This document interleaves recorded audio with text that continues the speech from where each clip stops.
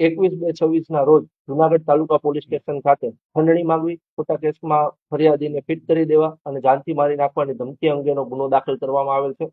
જે ગુના અંતર્ગત કીર્તિ પટેલ નામની વ્યક્તિ જે છે તેની ધરપકડ કરવામાં આવેલી છે અને આ જે કીર્તિ પટેલ છે તેની રાજસ્થાન ઉદયપુર ખાતેથી ધરપકડ કરવામાં આવેલી છે અને હાલ તેની રિમાન્ડની પ્રક્રિયા ચાલુ છે અને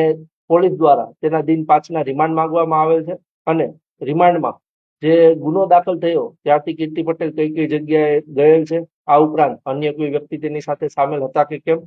આ ઉપરાંત જે સહ આરોપીઓ પકડવાના બાકી છે, અન્ય જે આરોપીઓ જે 4 છે તેને પકડવાના બાકી છે, તો આ આરોપીઓ કઈ જગ્યાએ છુપાયેલા છે